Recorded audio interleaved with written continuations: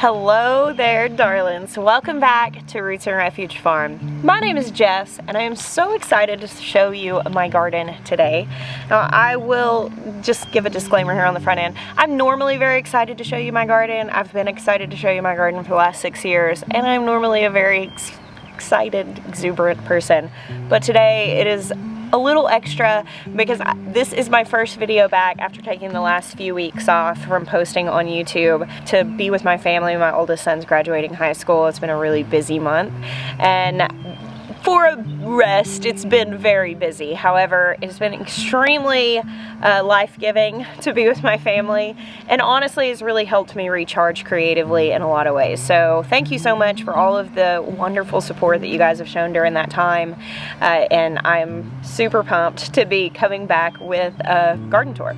So if you are new around here, I garden in the Midlands of South Carolina. We grow a lot of our own food. I do garden organically. This is zone 8, and I love growing all manner of wonderful things. I posted my first garden tour on YouTube back in 2018 and have consistently posted garden tours throughout each growing season since then. That garden back then, I lived in Arkansas. We've since moved to a new farm.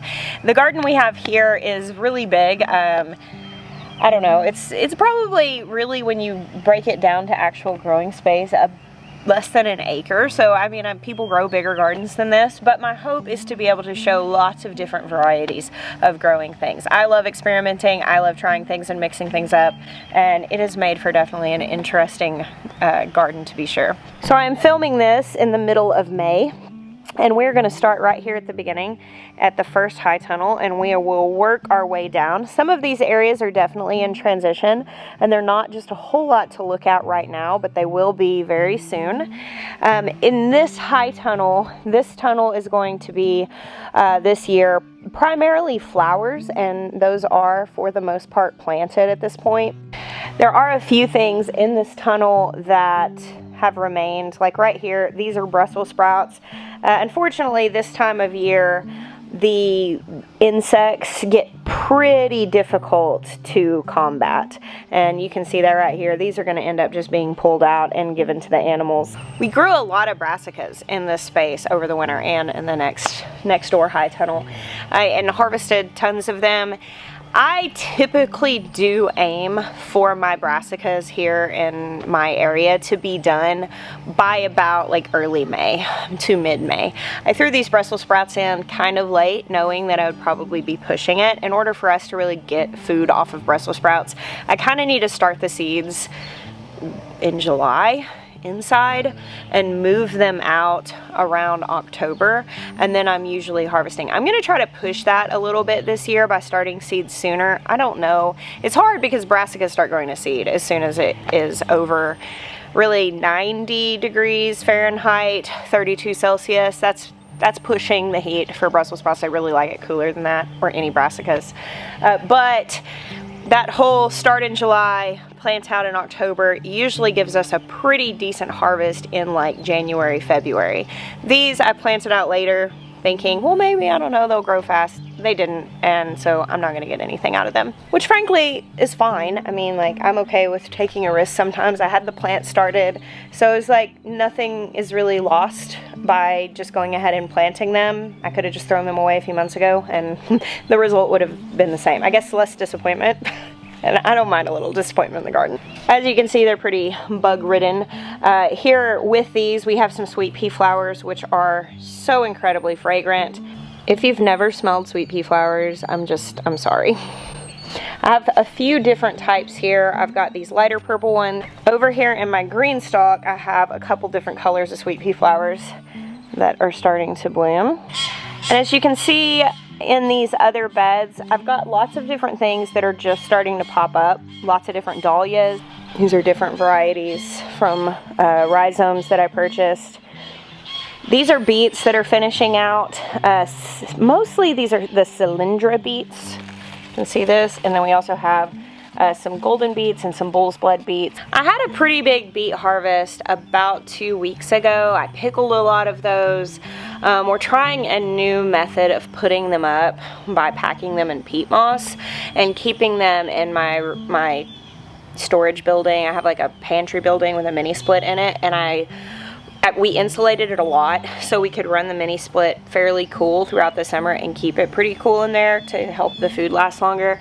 It's not really cool enough to mimic a root cellar. A root cellar would be ideal, but we're trying doing some storage with the peat moss in buckets in that space to see what will happen. Ideally we would keep them in like a refrigerated situation, or root cellars don't have one. So these over here are actually a little on the larger side, and I need to harvest them and do something with them soon. But the reason these are here for the most part is just storage because I just haven't had time other than what I've already processed. This tunnel has a shade cloth on it, so I think that they'll be okay out here a little bit longer. I don't see any signs of them trying to go to seed. Typically speaking, I like to have my winter garden fully pulled out of the garden by like June 1st. At that point, the heat is really going to be problematic, and the pests are really going to be problematic for anything that was growing in the winter. Look at these suckers. Some of them are so huge. It's actually really lovely. Here are a few more golden beets. And then in these spaces, there are either currently bulbs or seeds planted in all of these spaces for flowers. Like over here we have some different calla lilies that are in, lots of dahlias. Here, look, I've actually got the first few dahlia blooms opening up on these. So pretty. And this one is really lovely. I'm super excited for this tunnel to like really fill out. I feel like right now it takes a little bit of an imagination because it's mostly empty, but in probably about 8 weeks, this space is gonna be really stunning. All right, right here in between these two tunnels, this has actually been the space that I have harvested the most over the last couple weeks, and that is with our strawberries. Now here, this is chamomile, which is popping up all over the farm, and I do not mind at all. I've already harvested all of the flowers off of this chamomile plant about 3 times.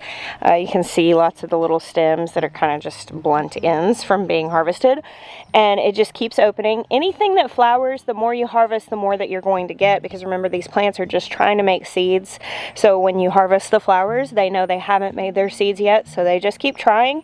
So in the case of things like chamomiles or cut flowers, you want to make sure you're harvesting so that you can get more. So already with the chamomile, I have one actual intentional bed of it, and then I have a lot of little volunteer plants like this all over the place. I've already put up about 5 quarts of dried chamomile tea. That's like 2 runs of my Excalibur dehydrator, and typically speaking I've been harvesting about like 3 trays. So I've filled the dehydrator up halfway a few times and run it. So it's good. I'm hoping to get some more. It just really kind of depends on what the weather does, how much it heats up. When it gets hot, the chamomile will stop. Alongside the tunnel, I've got lots of strawberry plants. This is a Proven Winners variety that has the pink flowers. I think it's called Buried Treasure, I'm pretty sure. My friend Matthew told me about it. He knows I like unusual things, and the pink flowers are definitely unusual. So I ordered these, and last year the berries were very small. This year, not the case. Look at this. Isn't it glorious? It's so good. I feel extremely legit on growing strawberries this year. I don't know, I've grown gallons of strawberries in green stalks, and I've been happy with that. You know, like we've steadily like snacked on strawberries, but as far as having like, these are 60-foot rows. They run the sides of the high tunnels. High tunnels are 60 feet long. So 2 60-foot rows of strawberries. And last year these did much of nothing. The slugs got them. Now I will tell you, we are talking about maybe something we could do to try to deter the slugs from these next year. I didn't bother with it this year. I'm not sure. I don't know if I want to try to get some plastic that I could lay down on either side of the plants. This year, I have already harvested, it's been a lot. I've come out here and gotten like a basket that's like this big at least 3 or 4 times, and then just handfuls or filling the shirt up. The kids have come out here and snacked. It's been awesome. With that said, I've lost at least half the berries in this ground to bugs. Like by the time we get to them, if we let them actually get ripe, they've got slugs on them or they've got holes in them, things buried in. But a lot of them have been huge, and I've been really, really happy with it. It's felt it's felt pretty cool. I've actually made strawberry jam from my farm. I've never done that before because typically we just use them for fresh eating. And red all the way through. That's always my tell of a good strawberry, when you get to eat it when it's perfectly ripe. Like, look at this, hold on. I just saw one. Oh yeah. Look at that. That's crazy. Never have I ever. I'm not gonna get caught up picking strawberries right now. I need to shoot this garden tour. This is the first time I've had a not rainy evening all week. But look at this. This is the third one I've eaten.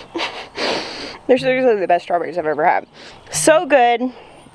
Completely organic. I'm so proud. I just love them so much. I'm going to text Maya and tell him to send the boys down here and they can clean all these out. They'll be happy to get them. Okay, I'm going to stop. I'm going to end up with strawberry all over my dress. I didn't show you this. There's old coffee beans and chaff all over the place. These were ranunculus and they're just done because it's gotten way too hot for them. But I'm going to be using chaff as compost. Right here, these guys, these are some rutabagas that have really terrible, just powdery mildew. And they're just done. But look at this root. I mean, this thing's massive. That's like, I mean, it's huge. It's well larger than a softball. These started to go to seed and we let them just to save some seeds. We got a few rutabagas here. I just figured I'd give the space up to have seeds and not have to buy them. So since the strawberries are enjoying this little microclimate that exists between these two tunnels, it stays a little cooler here. It stays shaded more throughout the day, in the morning and in the afternoon, and the strawberries have really loved it. We actually stuck strawberries in any of the extra spaces in these middle beds. Now this, I have to tell y'all a funny story. This little guy is actually a problem. So when we designed our garden, we knew very well that we were not going to, this was not a one-person garden. This was not even a two-person garden. At least not two people that had as much other things going on as Maya and I do. So we knew that we were gonna have to have some help in the garden. And thankfully we ended up with Will, who has been such an incredible blessing and just amazing. So Will and I, obviously, we run this garden together. We do the gardening work. And he and I were out here a few weeks ago. Now, Will loves to experiment. He's super into permaculture. I love to experiment with different plants and different practices. And so I told him when he first came to work here, I was like, you know, free reign. You know, you can do experiments. I'll let you know if I don't want something. And to this day, it's all been great. But occasionally I'll come across things in the garden that I'm like, I have no clue what's going on here, because it's one of Will's experiments. It's something that he thought would be cool to try or whatever. So there's this bush thing, okay? This grew all last year. I like tended it, you know, like at one point there were some bugs on it and I got them off, and like, you know, I've watered it, all these different things. I had no clue what it was, and I was just assumed it was something that Will planted, and I just kept forgetting to ask him. So we're out here a few weeks ago, just standing here in between the tunnels eating strawberries, naturally. And we're eating strawberries, and after a few minutes of like just quiet, I was like, hey Will, what is that bush? I keep meaning to ask you. He's like, I keep meaning to ask you what that bush is. Rude goose. And we stood there looking at it. I was like, I thought you planted that. He's like, I definitely thought you planted that. And we're sitting there just eating strawberries. And I was like, I think it's a crepe myrtle. And somehow, I'm pretty certain that this is a crepe myrtle, a young crepe myrtle. When it started, I mean, it came up from a sprout. Like, I thought Will planted it. And I'm pretty sure it's a crepe myrtle, and unfortunately it's in a raised bed directly over the water line. And at this point it's so rooted that we tried to pull it up, like both of us together, and it's not going anywhere. So it may actually require some equipment, or maybe just the side-by-side would be enough. I'm a little nervous it's gonna tear the bed up. Maybe we can cut it down and it can die back and maybe we can get it out. I don't know. I have no clue. I don't even know if it's a crepe myrtle, but it's definitely something that doesn't belong here, and we don't know how it got here. A key example of why assumption is never great. Here we have a lovely artichoke. This one is not put off any buds yet. This one actually has. I've actually harvested a handful of these artichokes. These I missed and they kind of got past the prime, and I went ahead and let them go. I'm gonna let them bloom. Obviously that's gonna signal to this artichoke that it doesn't need to keep trying to put off new ones, but I'm okay with that. I have a few other plants that I'll be able to harvest more from, and we'll get to enjoy the beauty of these. Here are some more dahlias, looking lovely. These came back from last year, so they're a little more established than the others because this is their second or third year. I can't remember. At least second, maybe third. They're really pretty. Lots more strawberries. Look, there's so many. Some of these are a little smaller. All right, into this tunnel, also in transition. Now, these strawberries being under this shade cloth, these actually are even sweeter than the ones outside. Oh, it's a different variety. They're a little smaller. Now, in this tunnel, again, it's transitioning. So we have a few odds and ends, like here are some beets that are left over. The onions that are in here are just really starting to bulb up and fall over. I think I can get a little more size out of them, but I don't know how much more size. I'm just waiting to see. I've got a few varieties. These look a little bit bigger. These are, I think there's Creole, Texas White. It was whatever Dixondale Farms suggested for my climate, because I have not done well with onions since I moved to South Carolina. I'm very happy with this year, but I think it was the high tunnel that made it go better. The rest of the tunnel, we're slowly transitioning into peppers. So like there are a few carrots in here that when I harvested all these others, I left the smaller ones so they could get a little bigger. These were overshadowed by the rutabagas that were next to them, so they weren't getting as much light and growing as fast. But you can see, like, as we pull things out, we're just popping pepper plants in. Here's a random rogue beet growing in the walkway. You go, beet. Got lots of peppers over here. These plants don't look like much now, but this space will be majestic by the end of summer. Usually I start really heavily harvesting peppers by like end of July. I've got a few kale plants left. I've, for the most part, pulled the other kales out. I've got some dino kale in the back of this tunnel that is really on its last leg. These are still in pretty okay shape. As I mentioned, that those pests get really rough on brassicas around this time. Kale can sometimes go a little longer. Now at this point, the kale doesn't taste very good. Kale, anything that grows better in cool weather, does not like it when it gets hot. And typically speaking, anything that grows better in cool weather tastes better in cool weather because it's storing all its sugars. Because things like kales and roots, cabbages, chard, just name any other thing you would typically see in a winter garden or fall garden. These are all vegetables. They're not fruit-bearing plants, and so we're eating things like limbs and stems and roots, and when it's cooler, they're storing up all of their sugar to survive the cold. Now when it starts warming up, those plants are going to start forming their center stalks to make seeds like you saw in that rutabaga. And when that happens, they start putting all of their energy into that. So the leaves, the stems, the roots are not going to have the same sweetness as they did whenever it was freezing outside. They're going to start getting pithier, more fibrous, and less sweet. So even though this kale doesn't taste great, and that's why, there are still some recipes I really like to make with kale, and like I do it's essentially zuppa toscana. It's like an Olive Garden knockoff recipe. I know a lot of people make that. I can show that on Farmer's Table. I haven't because it's so basic, but it's really good. And it's really easy to make off the farm. And I've kept this in for, specifically for things like that, where I'm going to like tear it up and throw it into a soup where it's going to cook slow in that and then take on the flavor of the broth. I probably wouldn't want to cut this up and make like a fresh kale salad with it right now. It would not be great for that. It's just too warm. More peppers over here. A couple little odds and ends, rogue onions. And then these are my banana plants that are coming back. I should probably thin these out before they get super full, but I also like them full. Back here, this is dino kale. Unfortunately, like this one's starting to go to seed. I had a lot of wormies on these. I don't know, I harvested some as recently as last week, but just not a lot. And then these few cabbages, I just hated to pull them out. I probably need to just get them out and make something from them, because even though they're super small right now, there's a very good chance that if I don't get these out soon, then there will be nothing of them. Here's the view from here. Okay, the garden behind me. This has changed a little bit this year. This whole middle section of my garden, I had grand plans to change this this year. And we're building our house. We've hit so many delays. We've got to run a line through here out to the septic. So we've got to like leave a space that's always going to have to be walkway.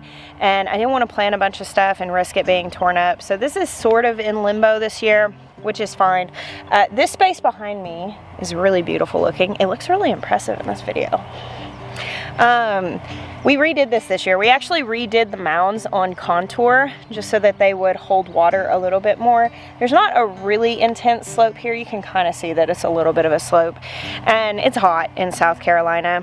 It does rain a pretty good deal, and whenever you do things on contour like this, you're just making most of the rainwater because you're slowing it down from flowing off of your garden, and the slower that it goes, the more that it can soak in. And so the idea of making these mounds on contour is when it rains, the walkways just fill up with water, and a lot of times the water sits there for, I mean, sometimes up to a day. Eventually it soaks in, but it's really nice because you don't have to water as much. We don't have irrigation in this garden yet. It's on the list. Eventually we'll get to it. Right now we have a well, and we primarily water all of this with like hoses, sprinklers. I'd like to get a few soaker hoses this year to put through the high tunnel. Really, I'd like to get irrigation, but realistically, I don't think that's gonna happen. We decided to do this on contour to have a little less watering to do. Now, the mulch here is one of Will's experiments that he had this idea last year. We tried it, we loved it, and kind of adopted it as a way of mulching, and we're doing it throughout the whole garden this year. Now, previously, I've always mulched with straw,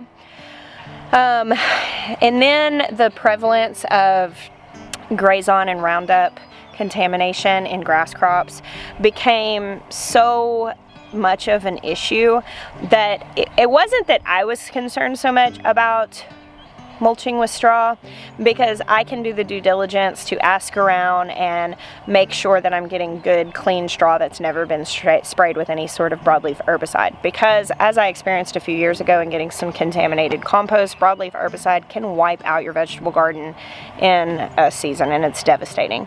My concern was that I was going to make videos mulching with straw, and that people were going to see me and not know to answer that question, because I can't possibly say every single time, make sure you check.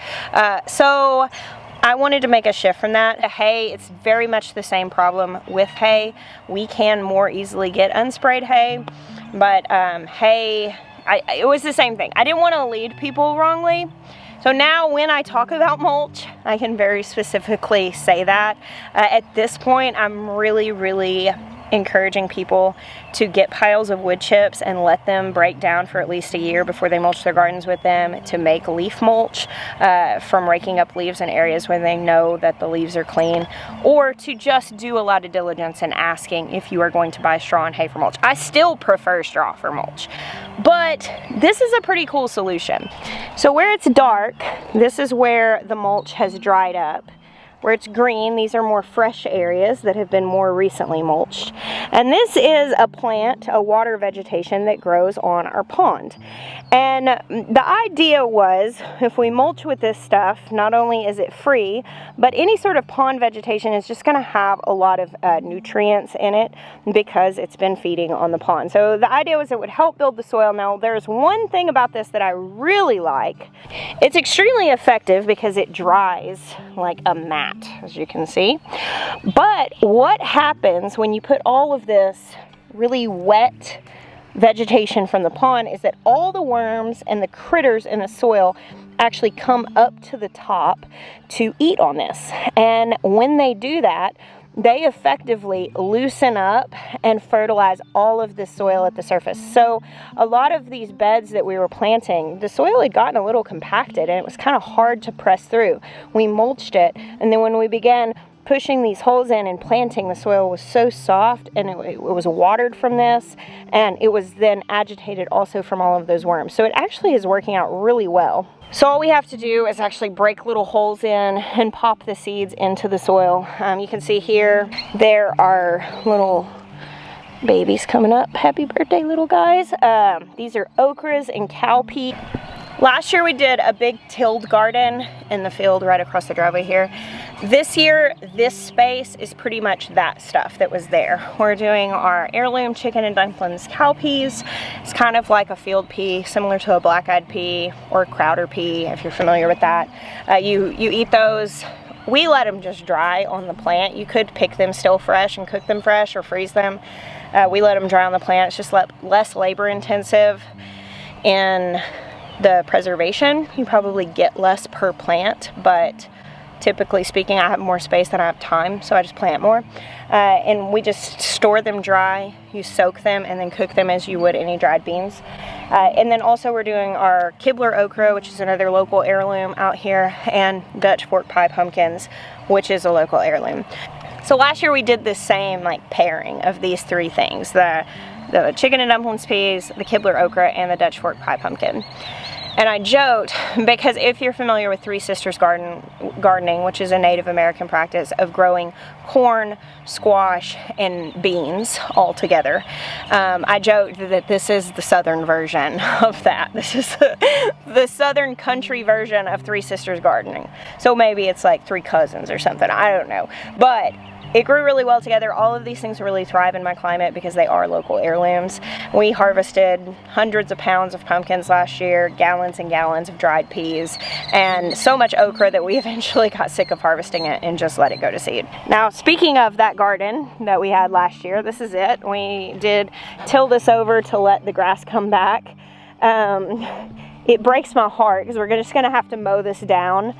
I actually have caught a few of the sunflowers young and dug them up and moved them, but some of these plants, like I just noticed the squash plants here, they're probably too big to move at this point. Squash really doesn't like being moved, but there are so many volunteers out in this field. I see cowpea leaves out there, multiple squash, lots of sunflowers. We did throw sunflowers in there too, over in the other garden. We decided not to plant this year because that space is actually where we're building our new house, and we're starting at any point now.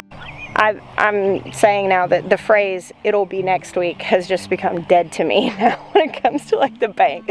But everything's slower in this post-COVID world. I think in construction things have always been that way. So anyway, we'll build it eventually. We didn't plant this because with having construction and workers and equipment and different things, I just didn't want to risk having a garden right here where it would get damaged. So now all of those things have moved over here. It's going to be really lovely, very productive. This is planted entirely with flowers. We've got lots of sunflowers, some zinnias. There are a lot of volunteer potatoes coming up here just from little bits that were left in the previous years. I'm leaving some space to put sweet potatoes in. And these rows here are planted entirely with potatoes. They've already bloomed, so I think we can probably start digging them in just a few weeks and actually start getting things they were planted in probably like early mid-March. There is a lot of lamb's quarter that is volunteering in here. This is what a lot of people would call a weed, but it is edible. And we've just left it because it doesn't really seem to bother the potatoes. So you may notice, if you have followed me the last couple of years here at this farm, I'm actually planting less space this year because this is still a ton of space and we are still growing a ton of food. This is still plenty, and in fact last year there were certain things that I was giving away a lot of extra stuff because it was just coming in more than I could possibly keep up with as far as like preserving and actually using. Now in the future I have ideas of wanting to do more perennial things, and that's kind of my idea here in this middle space. And in the future I will make more garden spaces like how we used to have this one across the driveway. It won't be right there, so that's where we're gonna have like a turnaround area for our driveway. I'll find other places to put them in for the more like commodity crops, the things like doing lots of pumpkins for storage and growing excess stuff to feed the animals over the winter. This Dutch pork pie pumpkin does so well here that I wouldn't mind giving a really large space to it because it's also very hands-off. So we've talked about potentially doing some spaces across the pond. I'm not trying to do that this year because we are building a house this year. So I'm trying to be very like realistic about the time that I'm going to have through this growing season. and that's not always my strong suit, but I'm trying. And in doing that, I am planting more flowers in certain spaces, but even with that being the case, this is still a ton of space. So for reference, my raised bed garden here by square foot, this raised bed garden and cottage garden is about the same size, maybe just a little bit larger than my raised bed garden and cottage garden that I had in Arkansas. And in Arkansas we had that, we had one in-ground space, and we had one high tunnel. So we ended up doing a second in-ground space.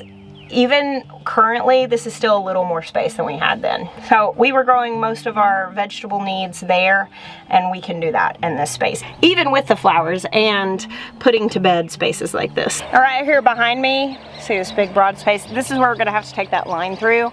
So I just left about like 3 times the amount of space as I know we're gonna need in case there needed to be equipment moving through. This means less potatoes. In the current situation, I don't have a great storage system for potatoes. Last year I harvested something like 10 plus 5-gallon buckets of potatoes out of all of this, and I think that we probably got through 5 or 6 of those before they really started sprouting to the point that it wasn't good. In the future, we'd love to build a root cellar in our house. We are planning on doing like a walk-in cooler for long-term food storage when you're bringing in 10 buckets of potatoes so that they can last longer. As it is, it was okay to give this space up because ultimately I'm giving up those extra potatoes that I wasn't really able to store properly anyway. In the future, right here, I imagine doing some like really great perennial things and actually moving the potatoes out of this garden belt entirely, putting them in another space. All right. Now into the raised bed garden. So one of the top priority projects that we've got going on this year is actually a structure that's going to hold shade cloth. It's not going to be super fancy or anything, but it's just going to hold shade cloth over these 3 rows because these 3 rows are planted entirely with tomatoes all the way down. Since I'm going to have shade cloth, I decided to try some peppers out here also. Previously, I have found that the peppers really do great in the high tunnel because of the shade cloth. It's like they like it hot, but they can't quite take it. So they do better in the high tunnel. I'm hoping that having the shade cloth up here, we get that from Grower Solution, is gonna kind of mimic that same thing that the high tunnel is doing. So this row of tomatoes was planted first, and you can tell they've already adjusted and started getting a lot bigger. This is all large heirloom varieties. Those are all kind of pretty large varieties. A lot of these are cherry tomatoes. I kind of pivoted and planted more cherry tomatoes this year than I normally do. So we host a farmer's market here in our town, and though I'm not really growing with marketing in mind, I joke, I'm not your girl if you're looking for the most efficient way of doing things. I grow largely for the joy of my heart, for the consumption of my family, and just because I love gardening. So when I'm planning my gardens out, currently I'm not thinking about how do I get the absolute most out of this. With that being the case, when I started thinking about like what could I sell at our farmer's market, I was kind of coming up short. I definitely wanted to sell some cut flowers, which I planted the tunnel for that. And I'll probably end up with an excess of some things like okra, and then eventually I'll have a lot of peppers. But I thought cherry tomatoes would be a really awesome thing to be easy to pick. I could have the kids pick them, and having a rainbow variety assortment of cherry tomatoes brings my heart joy. So I thought it would be awesome to be able to bring that so other people could experience that. It was actually cherry tomatoes at a farmer's market that made me really, really want to garden in the first place. Like, I ate some yellow cherry tomatoes that were sold at a farmer's market when I was early in my 20s and was like, oh my goodness, I've never tasted a tomato like this before. And it just really like set a fire in me to experience that. And I learned that you, for the most part, have to grow it in order to really, really get to experience it. I ended up putting in probably about 15 more cherry tomato plants than I normally do. I normally just do one row of about 16 plants, and that's a lot. That like keeps us in plenty of cherry tomatoes. I have plenty to dehydrate, plenty to eat fresh, plenty to share. But I'm doubling that, which means I'm going to be swimming in cherry tomatoes. So here on these rows, these are all of our garlics. They're very close to being harvestable. The tops are starting to brown and fold over. That typically means that they're about done growing. They're still on the smaller side. I was hoping they would get larger. I may, you know, whenever we put the shade cloth up over this for the tomatoes, I'll probably just leave it over the winter and into the spring, because if the shade cloth of the high tunnel helped my onions so much, I imagine it would help my garlic as well. And here is the cottage garden. Can you guys believe how wild this thing has gotten since the last time you saw it? It is absolutely bonkers how fast this grew. Oh, one more thing down here on the end. This is horseradish, which we put it down on the end, harvested some really large chunks of horseradish root, I don't know, just a handful of months ago. It's already huge again. I've heard that once you have horseradish somewhere, you have it there always. So, I suppose this is my horseradish spot until the end of time. So popping up all over in this garden is amaranth and comfrey, which are coming up on their own. I don't mind, it's fine. And here, I just need you guys to take a moment and enjoy my black hollyhocks. So these are actually really hard to grow in South Carolina. I had these in Arkansas and loved them.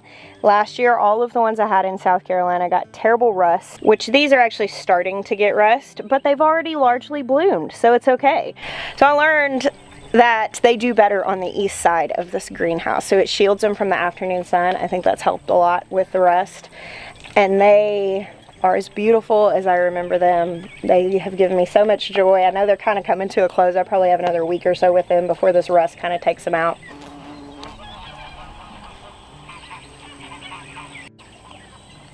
Yes, there have been tons of photos of these flowers taken. I took a lot of pictures while I wasn't making videos. So this has been fun this year. This is the first year that I've really grown a substantial amount of blueberries. Now, there aren't a ton on these. I've got 3 different bushes in pots, but it has been enough to harvest a handful here and there, and they are delicious. I got a really pretty photo of this rose. My roses have kind of peaked at this point. It was short-lived this year. I think our weather was not kind to them. And this is called a rock and roll rose. A viewer friend named Mr. Jack sent this to me and said it's one of his favorites, and he's right to think so. It's absolutely beautiful. As I said, it's peaked, but I've been really happy. I need to come out and deadhead them. I've done this about twice. I think if I deadhead them all really well and then feed them again, I may be able to get, you know, some more blooms. This creeping Jenny that's growing his ground cover has gone wild this year. It has choked out a few things, but I don't really mind because it's also choking out the weeds. Here I've got some cannas that look really lovely. The hibiscus is not bloomed yet, but it will soon, and it's gonna be spectacular.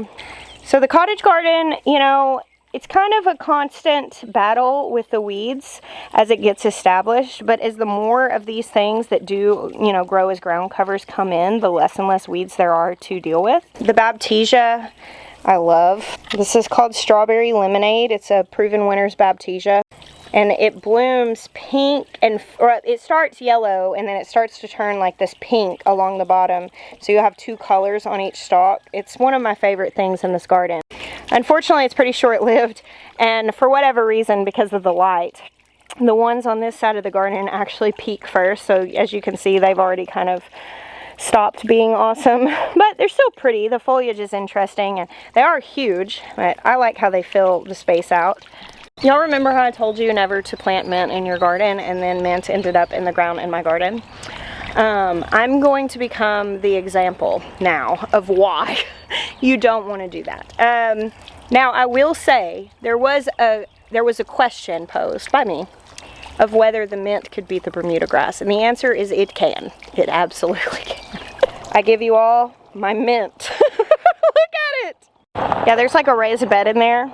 There's some lovely little echinaceas back there, little pica yarrow. There's a completely normal sized bird bath. This sea of mint, I would say it won the battle with the Bermuda and appears to have won the battle with everything else that's growing in the space. Is this not absolutely crazy? I could potentially try to like cut this down and kill it back. My curiosity really got the best of me here, so I let it go. Hopefully I don't regret that, you know, forever. But there could be worse things happening. I mean, mint is, you know, it's not Bermuda grass. That's really all I can say. Oh man, it's wild. Yeah, it's wild. Here I've got some cosmos, another huge hibiscus. This is going to be so glorious whenever it blooms. And then check out the asparagus. That was a little different last time y'all saw it. We let that go ahead and go. Harvested it until they got kind of small. Check this garden out. Is this not crazy? This has blown my mind this year. I just cannot believe, which everybody, you know, you hear about perennial spaces, and I think they say first they sleep, then they creep, then they leap. And we are on the leap year of this perennial garden, to be sure. All right, now let's pop over to the raised bed garden. Oh, look here. These are the hollyhocks on the south side of the greenhouse. As you can see, it's really not going well for them.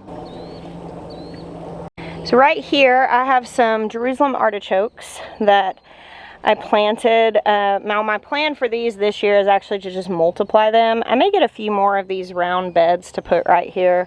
And I may just put Jerusalem artichokes in all of them. They will grow really tall and they'll just add some visual interest here.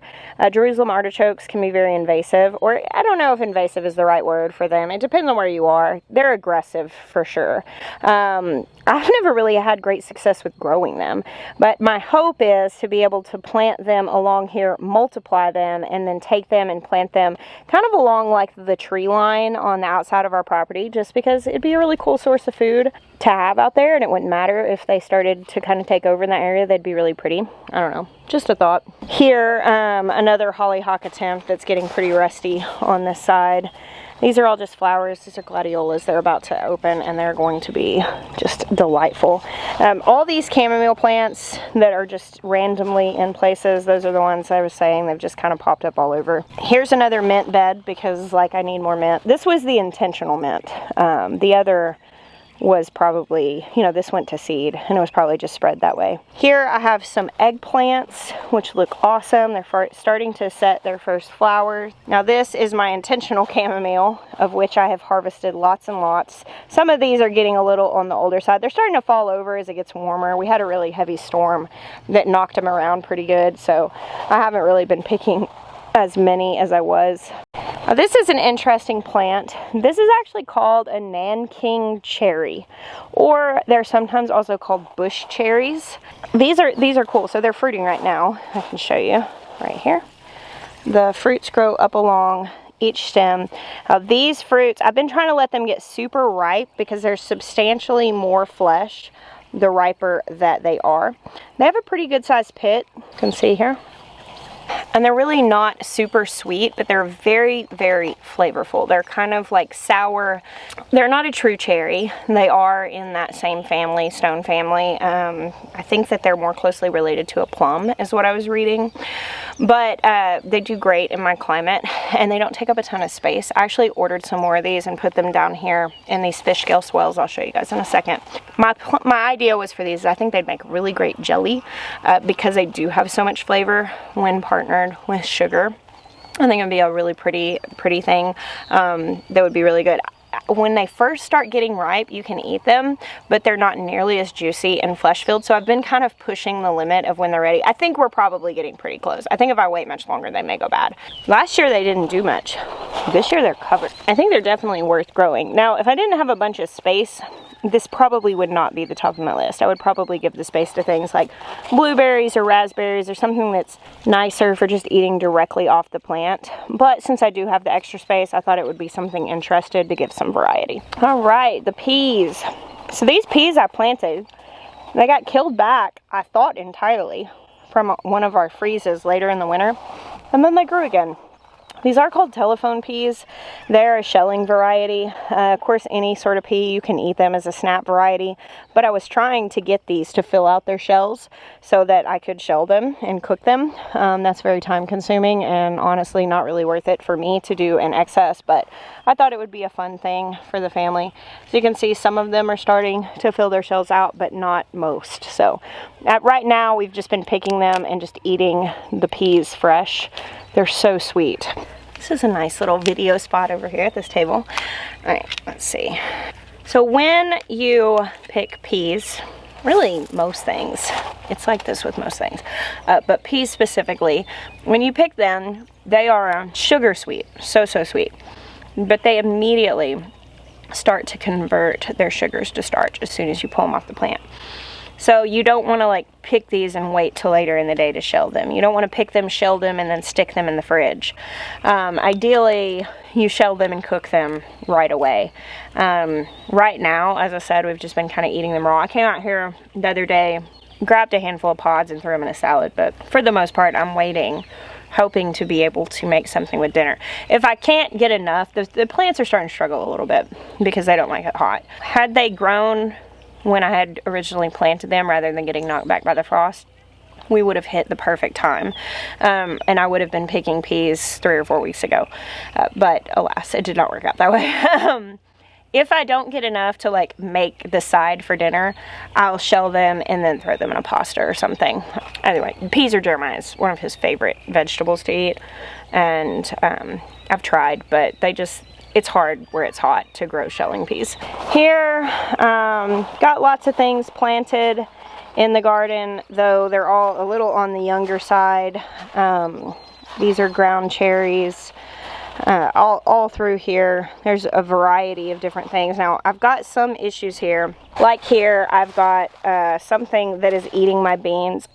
I suspect, yeah, look, there's a roly-poly. I thought that it would be roly-polies eating these. I need to grab a potato and cut it in half and stick it out here. I've heard that that helps.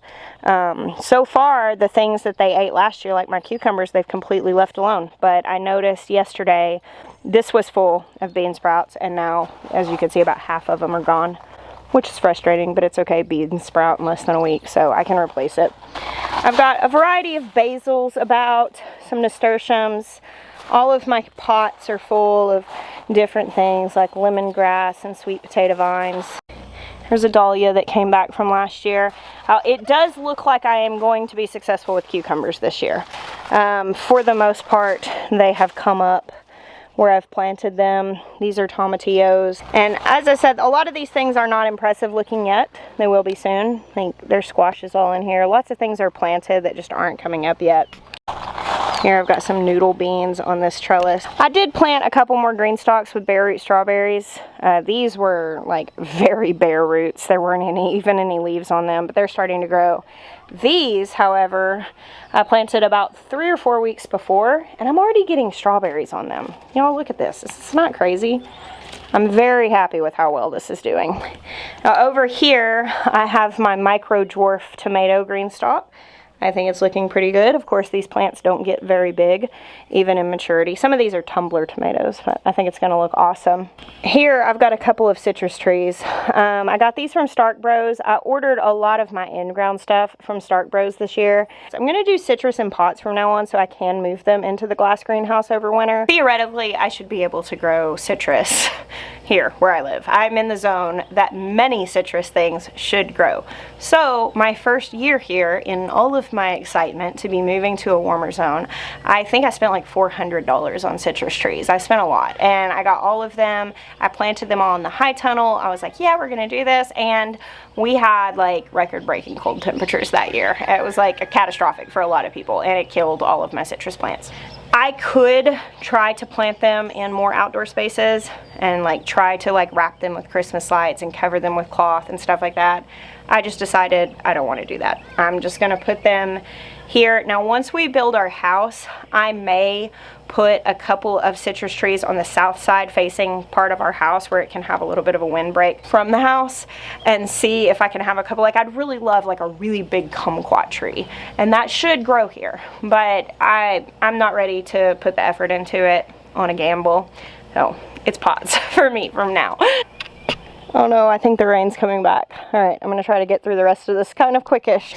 On the other side of the peas here, I've got some fennel, some squash plants. I planted these on a vlog, I don't know what, four weeks ago. They're already that big. My cucumbers, as I said, I think I'm actually gonna get cucumbers this year. It's looking like, I'm very excited about that. Oh, this is very exciting right here. Okay, so last year, I had cucamelons here, Mexican sour gherkins. And this year I intended on moving this. I was going to move this to a different space. I had moved it in my garden plan. I don't know why, I just wanted to mix it up. And the garden was like, no, we will not mix it up. And all of these cucumbers volunteered. These are all Mexican sour gherkins. There are tons of them. I'm thinking I may actually dig some of these out and repot them so I can share them with people. But yeah, look at this. I don't mind this because these take so long to germinate. I'm actually way ahead with them volunteering, and they'll be hardier plants, so it's cool. Here are my cherry tomatoes right here. I actually haven't planted that other wall of tomatoes yet, and I'm not sure if I'm going to. I may actually put pole beans over on that trellis. I haven't decided yet.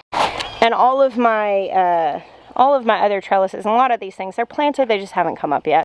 Same here. Oh no, but look! Happy birthday, little guys. So these are Alabama red okras, one of my favorite okras. I put it all the way down here. It's not technically far enough away to be really sure that my seeds won't cross-pollinate with the Kibler okra. It's just unlikely, and I feel okay with it. I'm not selling seeds from that or anything. I'm just using it for personal use, what I save. But this is one of my favorite okra varieties. I like having both. The Kibler okra is long and thin and green, and these are shorter, fatter, squattier, and kind of reddish. So it's nice. We just have some variety. I also really like to plan the things in this garden to kind of wall off the seating area, so these okras get really big, and of course these trellises get really covered, and it makes the seating area super private. So by August I can actually sit in the pavilion and people will come down my driveway and actually not see me there. So I'm not like hiding from anybody, but if I wanted to, it would be an option. Throughout this garden too, I have some other like little dwarf pear trees and some different things that I've put in, and they're just really starting to grow. Now this space has changed a lot since you guys last saw it. It's just grown a lot. And it's gonna look a little weedy until things get a little more established and we can maintain it a little more. And it may also be a little weedy always. It's kind of the nature of growing things. So here we have a huge volunteer tomato plant. Behind it, a volunteer pepper plant. This all came because we used compost that came from the farm, and it had animal droppings and different things in it. Now, every year I like to let some tomato plants, or at least a tomato plant, grow without my intervention, because I think it gives us a lot of understanding of why tomato plants do what they do. Because actually the way that we grow tomato plants is very contrary to their nature. Staking them up, trellising or pruning them down to a main leader, they grow and they'll give us fruit, and that's how we do it. And it helps us keep our plants healthier, and it helps us save our fruit from being eaten by critters. However, sometimes you end up with disease, sometimes you end up with issues, and I think it helps as a gardener to know that whenever you're trying to make something do something that's like against its nature, you may have issues. And so I always grow some tomato plants just sprawling and huge, just so people can see, like, oh, that's what a tomato plant would do if I left it alone. It would actually grow along the ground, and it would root all over the place, and it would become huge and bushy. And honestly, you do lose some of the fruit, just like my strawberries. When they're growing in the ground, you're taking the risk of critters getting to them before you do. I don't even know what variety this is. I would guess by the flowers that it's a large variety, because some of the flowers are actually really big. And also that pepper, I have no idea. Oh, there's another one. Look, see? Another pepper. These are all just growing in the compost. I'm gonna let them, because right now what we planted here are these little bitty starts of different berries that'll be perennial, and they're not gonna do a whole lot this year, and they're not gonna be bothered. So we put these little pipes around them so that we can weed eat. The only thing with these pepper plants, I don't know, if the weeds become too much of an issue, I could potentially move them. So I got all of these little plants in from Stark Brothers, a big order, and that's what I used to fill up all of these spaces. There's lots of blueberry plants in here. I did, I think, high bush blueberries, some different blackberry canes. Right here I have a pomegranate tree that's growing right there. There's volunteer lettuce. I put a couple of fig trees in here, and then another fig down here. And these are all in these fish scale swales, which are dug, as I mentioned, with the, you know, contour rows up at the top. So these gather water, and it just helps us get through our heat. And then down here, I've got lots of raspberries and blackberries. And these have grown a ton since going in, and they're actually putting fruit on. See? Awesome. So these are thornless blackberries. Now there are a couple more of those Nanking cherry bushes that are just popped in throughout this. So we have a little bit of diversity, but my hope is that in the future that we're going to get a ton of fruit out of this area, and I think that we will. And on that note, I hear thunder in the distance. My brother-in-law and his family just got here. They're visiting from Florida. So I'm going to go in, enjoy dinner with them. But I am so glad to have been able to share my garden with you guys. My goal throughout this gardening season is to post garden tours at least every other week. I think that's probably feasible in being able to do that, and to premiere them so we can chat together. So let me know what time works best for you. As far as premieres, obviously I can't please everybody, but maybe we can mix it up and do different days just about every other week. Oh, isn't this extraordinary? Glorious. Well guys, thank you so very much for hanging out with me today, and all the days you do, and all the garden tours that you've watched. Thank you. I bless you. Until next time.